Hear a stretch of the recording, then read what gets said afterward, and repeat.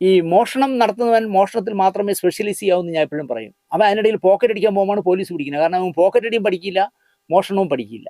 എന്ന് പറഞ്ഞ പോലെ ദിവസം ഏതാണ്ട് 10,000 രൂപ വർഷങ്ങളായി കിട്ടിക്കൊണ്ടിരിക്കുന്ന മനുഷ്യൻ എന്ത് ആവശ്യത്തിലാണ് സ്റ്റുഡിയോ തുടങ്ങാൻ പോയേ? 3 പാർട്ണർമാരുമായിട്ട് സ്റ്റുഡിയോ തുടങ്ങി. എന്നിട്ട് കാണുന്നവരുടെയൊക്കെ പറയും എൻ്റെ 7 ശനിക്ക് കയറി ഒരു സ്റ്റുഡിയോ തുടങ്ങി എന്ന് പറയും.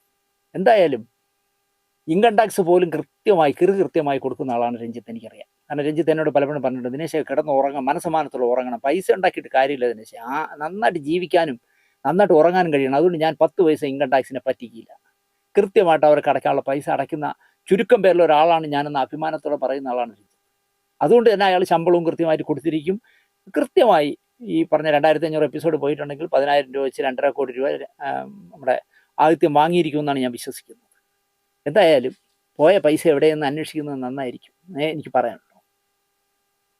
ഈ ആദിത്യൻ്റെ മരണം കഴിഞ്ഞുടനെ ഷംനാദ് പുതുശ്ശേരി എന്ന് പറഞ്ഞ ആൾ, എനിക്കറിയില്ല ആളിനെ, അദ്ദേഹം ഒരു ഞങ്ങളുടെ സീരിയൽ രംഗത്തുള്ളവരുടെ ഒരു ഗ്രൂപ്പിലൊരു മെസ്സേജ് ഇട്ടു. ടെലിവിഷൻ സംവിധായകർക്ക് സമർപ്പിച്ചുകൊണ്ട് എന്ന് പറഞ്ഞിട്ടാണ് ഈ ഷംനാദ് പുതുശ്ശേരി എഴുതിയിരിക്കുന്നത്. ആദിത്യൻ്റെ അകാല മരണം സംഭവിച്ചതിൽ നിന്നും ടെലിവിഷൻ സംവിധായകർക്ക് സമർപ്പിക്കുന്ന ഈ കുറിപ്പ് തീർച്ചയായിട്ടും ചിന്തിക്കേണ്ടതാണ് എന്ന് ഞാൻ പറയും. ഒരു ഷൂട്ടിംഗ് സെറ്റിൻ്റെ ക്യാപ്റ്റനാണ് സംവിധായകൻ, തർക്കമില്ല. അയാളുടെ ആജ്ഞകളും അലർച്ചകളും അഭിനന്ദനങ്ങളും നിസ്സഹായതയും നിരാശയും സന്തോഷവും സമർപ്പണവും അവിടമാകെ നിറഞ്ഞു നിൽക്കും. അതും ഓക്കെയാണ്. പക്ഷേ അപ്പോഴും ഒരു ചെറിയ വിയോജിപ്പ് എന്താണെന്ന് ചോദിച്ചാൽ, ഒരു സീരിയൽ എന്ന് തുടങ്ങണം എന്ന് നിർത്തണം എന്നൊക്കെ തീരുമാനിക്കുന്ന ചാനൽ മുതലാളിമാരാണ്. അല്ലാതെ സംവിധായകൻ അവിടെ അത്രയും റോളുണ്ടോ എന്ന് എനിക്കറിയില്ല. എങ്കിലും വാദത്തിന് വേണ്ടി നമുക്ക് സമ്മതിക്കാം. കാരണം ഇപ്പോൾ ഡോക്ടർ ജനാർദ്ദനെയൊക്കെ പോലെ ചിലരില്ലേ, അവർ തന്നെയാണ് അവസാന വാക്ക്. സംവിധായകരെല്ലാവരും ഈ കുറ്റിയും പറിച്ച് പോയിട്ടൊന്നുമില്ല. അയാളുടെ ആജ്ഞകളും അലർച്ചകളും അഭിനന്ദനങ്ങളും നിസ്സഹായതയും നിരാശയും സന്തോഷവും സമർപ്പണവും ഒക്കെ ആ സീരിയലിൻ്റെ ഷൂട്ടിംഗ് സെറ്റിൽ നിറഞ്ഞു നിൽക്കുമെന്നാണ് ഈ ഷംനാദ് പുതുശ്ശേരി പറയുന്നത്. പാക്കപ്പ് പറഞ്ഞ് അയാൾ ഇറങ്ങി നടക്കുമ്പോൾ അച്ഛനില്ലാത്ത വീട് പോലെ അവിടെ ഒരു അനാഥത്വം മുഴച്ചു നിൽക്കും. പാക്കപ്പ് എന്ന് പറയുമ്പം എന്ന് കേൾക്കുമ്പോൾ തന്നെ ലൈറ്റ് ഓഫ് ആവുമല്ലോ. അപ്പോൾ പിന്നെ അനാഥത്വം നിറഞ്ഞു നിൽക്കും. ആക്ഷനും കട്ടിനും ഇടയിൽ അയാളുടെ മുന്നിൽ കഥാപാത്രങ്ങളെ ഉള്ളൂ. അവരുടെ വിചാരങ്ങളെ അയാൾ പ്രശ്നമാക്കുന്നുള്ളൂ. മിഴിവൊട്ടും ചോരാതെ അതൊപ്പിയെടുക്കണമെന്ന് മാത്രമേ ഈ സംവിധായകൻ ചിന്തിക്കാറുള്ളൂ. അതിനപ്പുറം അയാളൊരു മനുഷ്യനാണ്. വിവിധ മനുഷ്യരുടെ ഈഗോകൾക്കിടയിൽ, അസൗകര്യങ്ങൾക്ക് നടുവിൽ, മറ്റുള്ളവരുടെ പരിമിതികൾ പോലും അയാളുടെ പരിമിതി ആവുമ്പോഴും വിജയം ആഗ്രഹിക്കുന്നൊരു മനസ്സ് ഈ സംവിധായകൻ എന്ന് പറഞ്ഞ ആളിനുണ്ടാകും എന്നാണ് ഷംനാദ് പറയുന്നത്. 100% ശരി. വിജയത്തിൻ്റെ ക്രെഡിറ്റ് പങ്കുവയ്ക്കപ്പെടുമ്പോൾ സ്ക്രീനിലില്ലാത്ത ആ മനുഷ്യൻ അരികിലെവിടെയോ ആയിരിക്കും ഉറപ്പായിട്ടും. ഇപ്പോൾ റേറ്റിങ്ങിലേക്ക് കയറിയാൽ അല്ല, ഈ ഉത്തരം താങ്ങുന്ന ഗൗളിയെ പോലെ നായകനും നായികയൊക്കെ പറയും, ഞാൻ അഭിനയിക്കുന്നുണ്ടല്ലേ ആ സീരിയലിൽ, തിരക്കഥാകൃത്ത് പറയും, ഞാൻ എഴുതുന്നുണ്ടല്ലേ, നിർമ്മാതാവ് പറയും, അതിൻ്റെ ആവിഷ്കാര സ്വാതന്ത്ര്യമെല്ലാം ഞാൻ കൊടുത്തോണ്ടല്ലേ എന്നൊക്കെ പറയും. സംവിധായകന് ഒരു റോളും ആരും കൊടുക്കാറില്ല. വീതം വെച്ച് എല്ലാവരും കൂടി എടുത്തോണ്ടു. പക്ഷേ ഒരു വ്യാഴാഴ്ച റേറ്റിങ്ങിൽ താഴെ പോയി എന്നറിഞ്ഞാൽ എല്ലാവരും പറയും, വിവരം കെട്ട ഒരുത്തനെ വെച്ച് സംവിധാനം ചെയ്തതിൽ എല്ലാം തൊലഞ്ഞു പോയി. പക്ഷേ പരാജയത്തിൻ്റെ കണക്കെടുക്കുമ്പോൾ അയാളെപ്പോലെ തോറ്റുപോകുന്ന മനുഷ്യരുണ്ടാവില്ല. ശരിയാണ്, 100% ശരിയാണ്. തോറ്റുപോകാൻ പേടിയുള്ളത് കൊണ്ടാണ് അവരിൽ ചിലർ പണിയിടങ്ങളിൽ പൊട്ടിത്തെറിച്ചു പോകുന്നത്. പണിയെടുപ്പിച്ച് കൊല്ലുന്നു എന്ന് പറയുന്നവർ അയാൾ എടുക്കുന്ന പണിയെക്കുറിച്ച് മനഃപൂർവ്വം മറക്കും. 100% ശരിയാണ്. ഒരു സംവിധായകനും മനുഷ്യനാണെന്ന് ചിന്തിക്കുന്ന എത്ര പേര് സീരിയൽ രംഗത്തുണ്ടാവും? അയാൾ ഉള്ളത് കൊണ്ടാണ് ഈ പണി ഉള്ളതെന്നും പലരും മറക്കും. തിരിച്ചുളയിൽ നിന്ന് ഇറങ്ങി നടക്കുമ്പോഴും തീരാത്ത രംഗങ്ങളും തൃപ്തി വരാത്ത സീനുകളും അയാളെ അലട്ടിക്കൊണ്ടേയിരിക്കും. പരമമായ സത്യമാണത്. അവിടെ ചിലപ്പോൾ ഒരു വാക്കിൻ്റെ തണൽ അയാൾ കൊതിക്കും. അവിശ്വസിച്ചില്ല എങ്കിലും ഒപ്പമുണ്ടെന്നൊരു നോട്ടം, അതുമാത്രം മതിയാകും അയാൾക്ക്. വിയർപ്പിൻ്റെ പങ്ക് പറ്റുന്നവരും വെറുപ്പിൻ്റെ കച്ചവടക്കാരനായാൽ എന്താവും എന്നാണ് ഷംനാദ് ചോദിക്കുന്നത്. അവിടെയാണ് ഈ മനുഷ്യൻ തോറ്റുപോകുന്നത്. ഈ സംവിധായകൻ എന്ന് പറഞ്ഞ മനുഷ്യൻ തോൽക്കുന്നത് അവിടെയാണ്.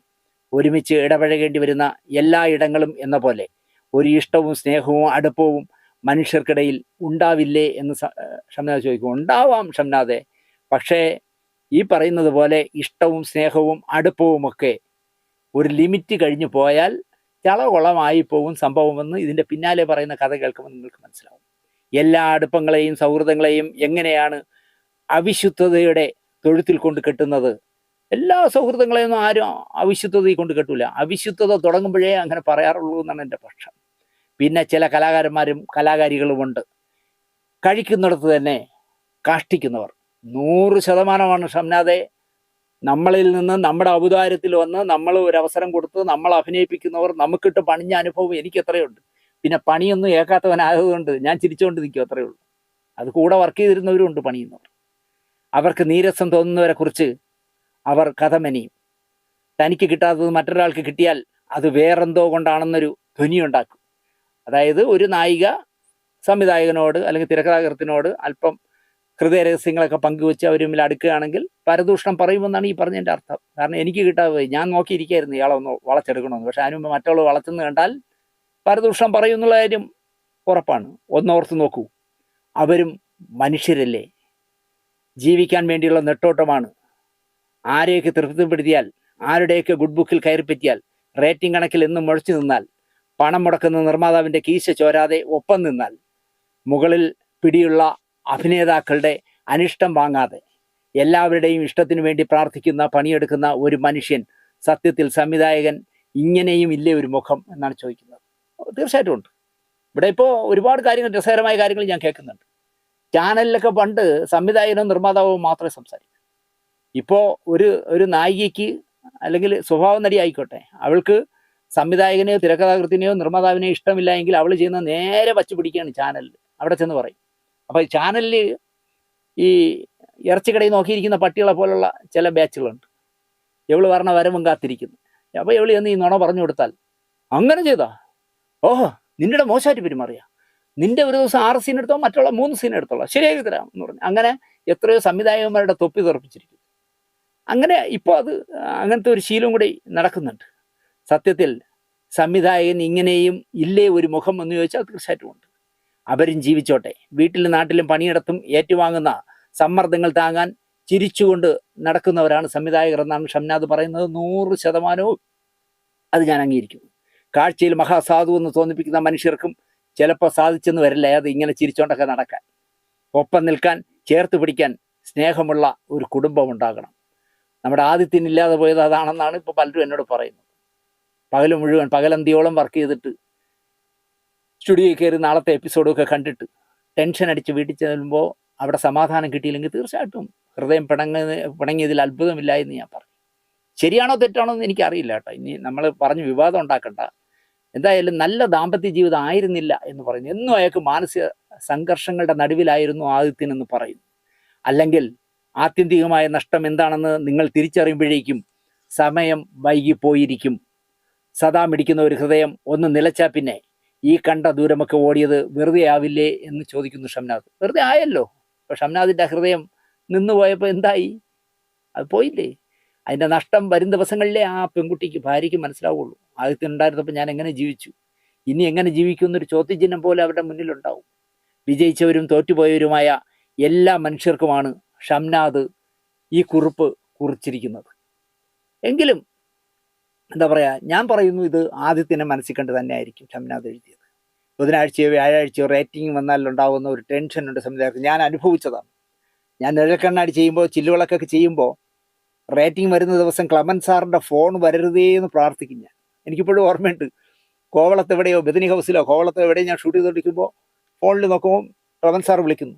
ഞാൻ ഷൂട്ടിംഗ് ബ്രേക്ക് എന്ന് പറഞ്ഞിട്ട് ഞാൻ ഇതും കൊണ്ട് കുറേ ദൂരെ പോയി. കാരണം ക്ലമൻ സാർ പറയുന്ന തെറി മുഴുവൻ ഞാൻ മാത്രം കേട്ടാൽ മതിയല്ലോ.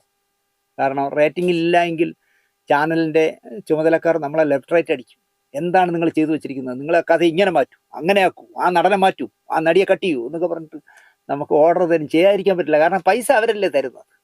അതുകൊണ്ട് തന്നെ തീർച്ചയായിട്ടും റേറ്റിംഗ് വന്നാൽ ഉണ്ടാകുന്ന ടെൻഷൻ സംവിധായകനല്ലാതെ ഏതെങ്കിലും, ഞാൻ കേട്ടു സിനിമയിലുള്ള ഏതെങ്കിലും ഒരു സംവിധായകനോട് പടം റിലീസ് ചെയ്താൽ ഇത്ര ദിവസം ഹൗസ്ഫുൾ ആക്കി തരണമെന്ന് ആരെങ്കിലും പറയുമോ? ഒരാളും പറയില്ല. അതിൻ്റെ വിധി. പക്ഷേ ഒരു സീരിയല് ആദ്യത്തെ ആഴ്ച പോയി കഴിയുമ്പോൾ റേറ്റിങ്ങിൽ കയറിയില്ലെങ്കിൽ രണ്ടാമത്തെ ആഴ്ച കൂടെ നോക്കും. മൂന്നാമത്തെ ആഴ്ച ആകുമ്പോൾ ഈ സംവിധായകനെ എടുത്ത് കളയുക, അല്ലെങ്കിൽ സീരിയൽ അവസാനിപ്പിക്കും. അതൊരു വല്ലാത്ത മാനസിക ടെൻഷൻ തന്നെയാണ്. അപാരമായ ചങ്കൂറ്റമില്ലെങ്കിൽ അറ്റാക്കും പ്രഷറും അടക്കം എന്തെല്ലാം വരാമോ, ഷുഗറും അടക്കം എന്തെല്ലാം വരാമോ വരുമെന്നുള്ള ഒരു ഉറപ്പാണ്. അടുത്ത് പറയുന്ന ഈ വിഷയത്തിലെ അടുത്ത കഥ ഒരു നടിയുടെ ആത്മഹത്യയാണ്, തൂങ്ങി മരണമാണ്. രഞ്ജുഷ മേനോൻ. 3000 രൂപയ്ക്കും 4000 രൂപയ്ക്കും ഇടയിൽ ശമ്പളം വാങ്ങുന്ന വേഷങ്ങൾ ചെയ്യുന്ന നടിയാണ് രഞ്ജുഷ. കോഴിക്കോട്ടുകാരൻ നിർമ്മിക്കുന്ന ഒരു സീരിയൽ ഇവിടെ നടക്കുന്നുണ്ട്.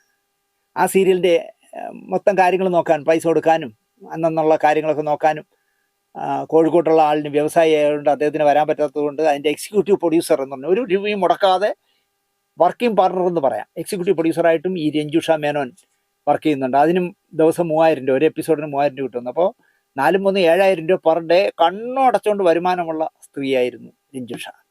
എറണാകുളത്ത് അവർക്ക് ഒരു ഷോപ്പ് ഉണ്ടെന്ന് പറയുന്നു, വലിയ എന്തോ ടെക്സ്റ്റൈൽ ഷോപ്പോ അങ്ങനെ എന്തോ ഉണ്ട്. അതിൽ നിന്നും മോശമല്ലാത്ത വരുമാനം കിട്ടുമെന്ന് പറയുന്നു. അവരുടെ ഡെഡ് ബോഡിയുമായി പോയവർ പറയുന്നത് വലിയ നല്ല ഒരു സ്റ്റൈൽ ആൻഡ് വീട്ടിലാണ് അവരുടെ അച്ഛനമ്മയും അവരുടെ ഒരു കുട്ടിയും പെൺകുട്ടിയും താമസിക്കുന്നത്. അമ്മയ്ക്കും അച്ഛനാണെങ്കിൽ ഒരേ ഒരു മകളാണ് ഈ രഞ്ജുഷ. ലിറ്ററേച്ചറിൽ MA എടുത്ത പെൺകുട്ടിയാണ്. ഡാൻസിൽ എന്തോ തീസസ് ഒക്കെ കൊടുത്ത് എന്തോ ഡിഗ്രി അതിലും എടുത്തിട്ടുണ്ടെന്ന് പറയുന്നു. വളരെ ബ്രില്യൻ്റ് ആയ ഒരാളാണ്. എന്നോടൊരു രസകരമായ ഒരു കമൻ്റ് ഒരാൾ പറഞ്ഞത്, ഡോക്ടർ ജനാർദ്ദനെ വേണമെങ്കിൽ നേരിടാൻ കഴിയാവുന്ന ആംബിയൻസ് ഉള്ള ചങ്കൂറ്റമുള്ള കുട്ടിയാണ് രഞ്ജുഷ എന്ന് പറഞ്ഞത്. എനിക്ക് പരിചയമില്ല. ഞാൻ ആദ്യത്തിനെ പോസ്റ്റ്മോർട്ടം കഴിഞ്ഞ് ഭാരത് ഭവനിൽ കൊണ്ട് കിടത്തിയിരിക്കുമ്പോൾ എനിക്കൊരാൾ കാണിച്ചു തന്നു. ഇപ്പോൾ അവർ ലിവിങ് ട്യൂതറായിട്ട് താമസിക്കുന്ന ഒരു ഭർത്താവ് ഉദ്യോഗസ്ഥൻ ഉണ്ടല്ലോ, അതോ മനോജ് ശ്രീലകം. അവൻ്റെ ബൈക്കിൻ്റെ പുറകെ ഒരു പെണ്ണ്, ഒരു കറുത്ത പാൻസൊക്കെ ഇട്ടൊരു പെണ്ണ് ചാടി കയറി പോകുന്നു, ബൈക്ക് ഓടിച്ചു പോകുന്നു. ഇത്രയും നിൽക്കുന്നവരുടെ മുന്നിലൂടെ അവൻ അഭിമാനത്തോടെ ഓടിച്ചുകൊണ്ട് പോകുന്നു. ആര്? മനോജ് ശ്രീലകം എന്ന് പറഞ്ഞ ചെറുപ്പക്കാരൻ. അവനാണെങ്കിൽ ഒരു ഭാര്യയും 2 മക്കളും ഉള്ളതിനെ കളഞ്ഞിട്ടാണ് ലിവിങ് ട്യൂതർ ജീവിതം ഈ രഞ്ജുഷയുമായിട്ട്. അപ്പോൾ ഞാൻ കേട്ടപ്പോൾ നല്ല ആരെ പറയുമ്പോൾ ഒരു കരാട്ടക്കാരിയെ പോലെയൊക്കെ ഇരിക്കുന്നു. അപ്പോൾ അതുകൊണ്ട് തന്നെ എന്നോട് ഒരാൾ പറഞ്ഞ കമൻറ്റ് ഇതാണ്, ഡോക്ടർ ജനാർദ്ദനെ പോലും ഇടിച്ച് പരിശാക്കാൻ കഴിയുന്ന ആരോഗ്യമുള്ള, കാരണം ജനാർദ്ദനൻ 6 അടി 2 ഇഞ്ച് പൊക്കന്തോ ഉണ്ടല്ലോ, നല്ല ഹൈറ്റും നല്ല സ്ലിം ബോഡിയും നല്ല ആരോഗ്യമൊക്കെ ഉള്ള ആളല്ലേ, അയാളെ പോലും ഇടിച്ചിടാൻ കഴിയുമെന്നാണ് പറയുന്നത്. അത്രയും കഴിവുള്ള പെൺകുട്ടിയാണ്. ഒരു സാരിത്തുമ്പിലോ കയറിൻ്റെ തുമ്പിലോ എന്തോ കയറി ഫ്ലാറ്റിൽ തൂങ്ങി മരിച്ചത്. എന്തായാലും എറണാകുളത്ത് വെച്ചിരിക്കുന്ന വീട് കണ്ടാലും അമ്മയ്ക്കും അച്ഛനും കൂടെ ഒരു മോളേ ഉള്ളൂ എന്നും കൂടെ കേൾക്കുമ്പോൾ അവരെന്തെങ്കിലുമൊക്കെ എഴുതി വെച്ചിരിക്കുന്നു എന്ന് പലരും പറയുന്നു. പക്ഷേ എഴുതി വെച്ച കത്തുകളൊന്നും ആർക്കും കിട്ടിയിട്ടില്ല. അവരൊരു ഫോണും മിസ്സിങ് എന്ന് പറയുന്നു, ആ ഫോണും ആരും കണ്ടിട്ടില്ല. പക്ഷേ തൂങ്ങി നിന്ന ഫ്ലാറ്റിൽ ഏണി വെച്ച് കയറി അകത്ത് എന്താ ഫ്രണ്ട് അടച്ച് ലോക്കിട്ട് തൂങ്ങിയവർ പുറകെ തുറന്നിട്ടിരുന്നു എന്നൊക്കെ പറയുന്നു. ആ തുറന്നിട്ടിരുന്നിടത്തുകൂടി സംവിധായകനായ ഈ ലിവിങ് ട്യൂതർ നടത്തുന്ന ഭർത്താവ് ഉദ്യോഗസ്ഥൻ അകത്ത് കയറി തൂങ്ങി നിന്നതിനെ അറുത്തിട്ടു എന്നൊക്കെയാണ് പറയണത്. അപ്പോൾ അറുത്തിട്ട കൂട്ടത്തിൽ എഴുതി വെച്ചതും ഫോണും ഒക്കെ അടിച്ചോണ്ട് പോയോന്ന് എനിക്കറിയില്ല. എന്തായാലും ഒരു ഫോൺ കാണാനില്ല എന്ന് പറയുന്നു. അവർ എഴുതി വെച്ചിട്ടുണ്ടോ എന്നുള്ളത് തെളിവുമില്ല.